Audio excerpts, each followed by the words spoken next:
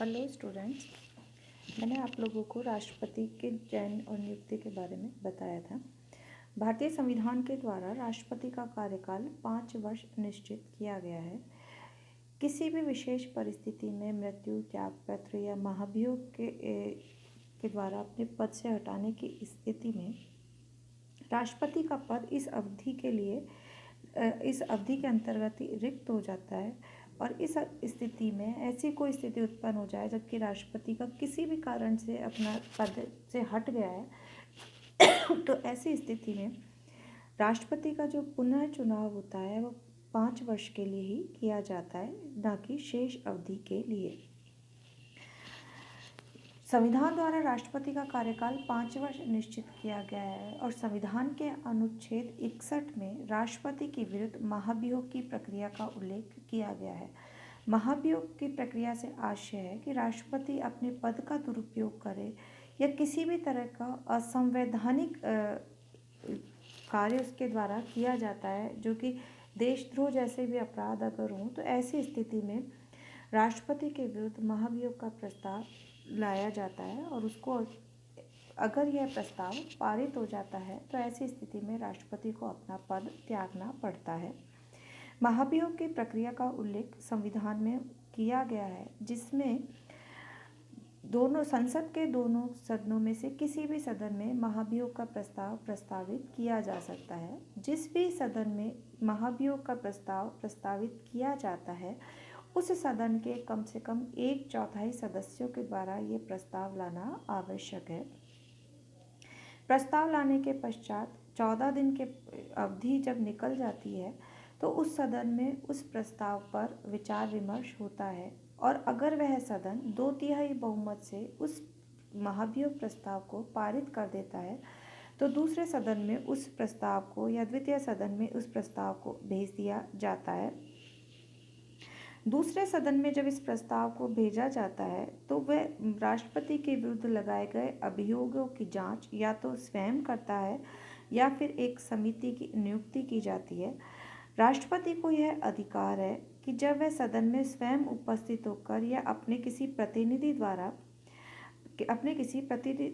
द्वारा महाभियोग की जांच करवा सकता है। यदि सदन में राष्ट्रपति के विरुद्ध लगाए गए आरोप सिद्ध हो जाते हैं और दूसरा सदन भी अपने 2/3 बहुमत से उस प्रस्ताव को पारित कर देता है तो यह प्रस्ताव स्वीकार माना जाता है और राष्ट्रपति को अपना पद त्यागना पड़ता है।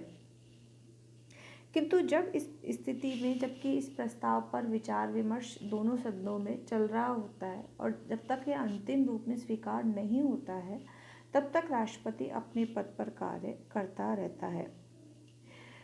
राष्ट्रपति के मृत्यु या त्यागपत्र या महाभियोग की प्रक्रिया में राष्ट्रपति के पद का कार्य उपराष्ट्रपति के द्वारा किया जाता है और राष्ट्रपति का पद रिक्त होने की स्थिति में 6 महीने के अंदर अंदर नवीन चुनाव होना आवश्यक है। और संविधान के अनुच्छेद 70 के अनुसार यदि कभी ऐसी परिस्थिति उत्पन्न हो जाए जब भारत का राष्ट्रपति या उपराष्ट्रपति अपने कार्य को करने में असमर्थ हो तो भारतीय संसद को उनके कार्यों के संपादन की व्यवस्था करनी होती है। 1969 में अनुच्छेद 70 के अंतर्गत president discharge of functions bill पारित किया गया था और इस अधिनियम के अंतर्गत यह व्यवस्था की गई कि राष्ट्रपति और उपराष्ट्रपति दोनों ही के पद रिक्त होने पर सर्वोच्च न्यायालय का मुख्य न्यायाधीश या उसकी अनुपस्थिति में सर्वोच्च न्यायालय का जो भी वरिष्ठतम न्यायाधीश है वह राष्ट्रपति के पद को कार्यों को संपन्न करता है। यानी राष्ट्रपति के पद अगर रिक्त होता है तो उपराष्ट्रपति, और अगर उपराष्ट्रपति भी उस वक्त अपने पद पर कार्यरत नहीं हो या किसी भी कारणवश वह पद भी रिक्त हो तो ऐसी स्थिति के अंदर सर्वोच्च न्यायालय का मुख्य न्यायाधीश और मुख्य न्यायाधीश की अनुपस्थिति में भी सर्वोच्च न्यायालय का उस समय जो भी वरिष्ठ न्यायाधीश होता है उसके द्वारा राष्ट्रपति के पद के कार्यों को किया जाता है। अगला आता है राष्ट्रपति के कार्य और शक्तियाँ। भारत में राष्ट्रपति को महत्वपूर्ण कार्य प्रदान किए गए हैं। समस्त देश का शासन जो है वो राष्ट्रपति के नाम से ही जाना जाता है। राष्ट्रपति के कार्यों को को दो भागों में विभाजित किया जाता है। पहला उसकी सामान्यकालीन शक्तियां और दूसरी उसकी संकटकालीन शक्तियां। राष्ट्रपति के सामान्यकालीन जो शक्तियां हैं उनको चार भागों में विभाजित किया जा सकता है, जिनमें प्रमुख हैं कार्यपालिका संबंधी शक्ति, विधायी शक्तियां, न्यायिक शक्तियां और अन्य शक्तियां। देश का समस्त शासन जो कि राष्ट्रपति के नाम से किया जाता है या उसके नाम का प्रयोग किया जाता है या समस्त शासन उसके नाम से जाना जाता है, तो ऐसी स्थिति के अंदर केंद्र सरकार के द्वारा जितने भी तरह के कार्य किए जाते हैं वो समस्त कार्य राष्ट्रपति के द्वारा किए जाते हैं। किंतु जैसा कि आप लोग जानते हैं कि भारत में कार्यपालिका का विभाजन या कार्यपालिका दो प्रकार की कार्यपालिका है, जिनमें एक नाम मात्र की जो कि राष्ट्रपति है, दूसरी वास्तविक जो कि प्रधानमंत्री और उसकी मंत्रिपरिषद है। तो यह स्पष्ट है कि जितने भी तरह के कार्य राष्ट्रपति के द्वारा किए जाते हैं व्यावहारिक रूप में उन कार्यों का संपादन प्रधानमंत्री और उसकी मंत्रिपरिषद के द्वारा ही किया जाता है। राष्ट्रपति के कार्यों में सबसे पहले आती है कार्यपालिका अथवा प्रशासनिक शक्तियाँ। राष्ट्रपति के कार्य और शक्तियाँ अगर हम पढ़ते हैं तो परीक्षा के लिए महत्वपूर्ण प्रश्न है, क्योंकि सामान्यतः इस प्रश्न के बारे में या राष्ट्रपति के कार्य और शक्तियों के बारे में एग्ज़ाम में जनरली पूछा जाता है।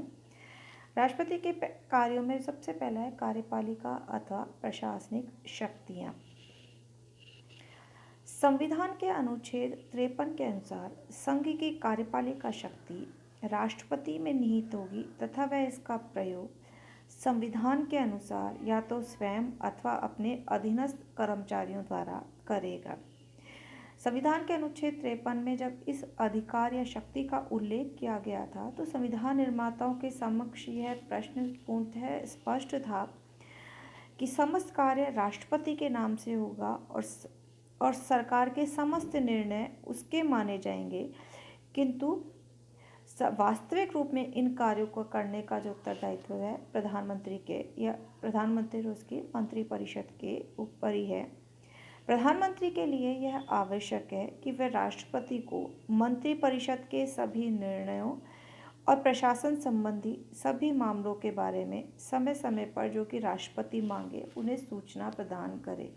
यानी राष्ट्र में होने वाली या विभिन्न गतिविधियों के बारे में अगर राष्ट्रपति किसी भी तरह की कोई सूचना मांगता है तो प्रधानमंत्री और मंत्रिपरिषद का यह उत्तरदायित्व है कि वह उन सूचनाओं से राष्ट्रपति को अवगत कराए। राष्ट्रपति के कार्यपालिका संबंधियों में अगली शक्ति आती है अधिक महत्वपूर्ण अधिकारियों की नियुक्ति एवं उनको पद से हटाने का अधिकार। भारतीय संघ में राष्ट्रपति के द्वारा अनेक महत्वपूर्ण नियुक्तियां की जाती है, जिनमें प्रधानमंत्री है। प्रधानमंत्री की सलाह से उसके कैबिनेट के सदस्यों की नियुक्ति है। राज्यों के राज्यपाल, उच्चतम न्यायालयों और उच्च न्यायालयों के न्यायाधीश, महालेखा परीक्षक, संघीय लोक सेवा आयोग के अध्यक्ष एवं सदस्य और विदेशों में राजदूतों की नियुक्ति। इन सब तरह की जो भी नियुक्तियां की जाती हैं देश के अंदर, उन नियुक्तियों को करने का अधिकार राष्ट्रपति को प्रदान किया गया है।